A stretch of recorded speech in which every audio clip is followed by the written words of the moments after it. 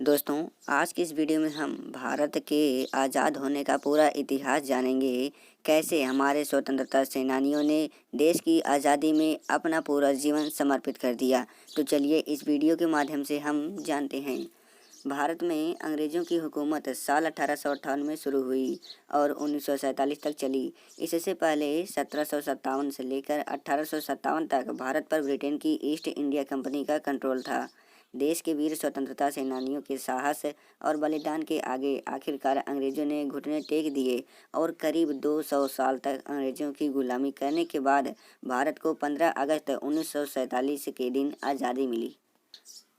1857 में उठी थी हिंदुस्तान की आज़ादी की पहली चिंगारी।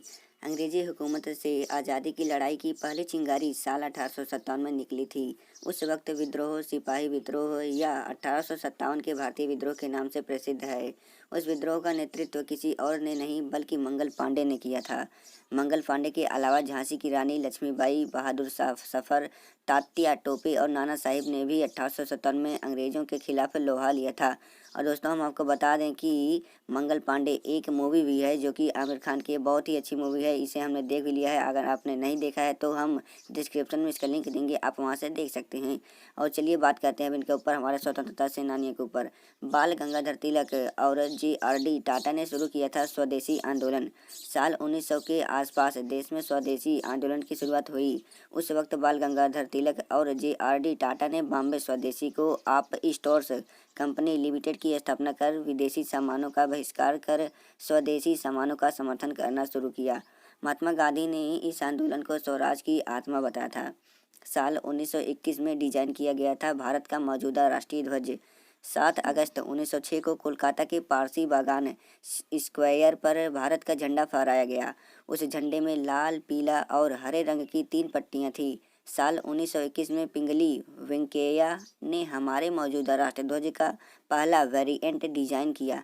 उस पर भगवा, बीच में सफ़ेद जिसमें 24 तीलियां वाला अशोक चक्र मौजूद है और नीचे हरे रंग की पट्टी वाले झंडे को 22 जुलाई 1947 को राष्ट्रीय ध्वज के रूप में स्वीकार किया गया। इस तिरंगे को 15 अगस्त 1947 को फहराया गया। महात्मा गांधी ने 1942 में शुरू किया था भारत छोड़ो आंदोलन। दूसरे विश्व युद्ध के दौरान 8 अगस्त 1942 को महात्मा गांधी जी द्वारा अखिल भारतीय कांग्रेस कमेटी के बॉम्बे सत्र में भारत छोड़ो आंदोलन की शुरुआत हुई। इस आंदोलन को अगस्त क्रांति के नाम से भी जाना जाता है। इस आंदोलन के माध्यम से भारत में ब्रिटिश शासन को खत्म करने की मांग की गई थी। आज़ादी के समय भारत का कोई राष्ट्रीय गान नहीं था। मौजूदा राष्ट्रीय गान भारत भाग्य विधाता साल 1911 में रविंद्रनाथ टैगोर द्वारा लिखा गया था, जिसका नाम बाद में बदलकर जन गण मन कर दिया गया था। फिर इसके बाद 24 जनवरी 1950 में भारत की संविधान सभा ने जन गण मन को राष्ट्रीय गान के रूप में स्वीकार कर लिया था। रेड क्लिफ लाइन के नाम से भी जानी जाती है। भारत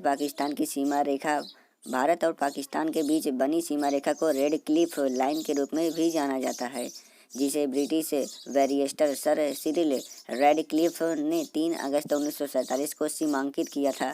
इसकी जानकारी आधिकारिक तौर पर भारत की आज़ादी के 2 दिन बाद यानी 17 अगस्त 1947 को प्रकाशित की गई थी। सिंधु नदी के नाम पर रखा गया हमारे देश का नाम। हमारे देश का नाम सिंधु नदी से लिया गया था। सिंधु नदी महान सिंधु घाटी सभ्यता की गवाह है। भारत को 15 अगस्त 1947 की आधी रात को स्वतंत्रता मिली थी।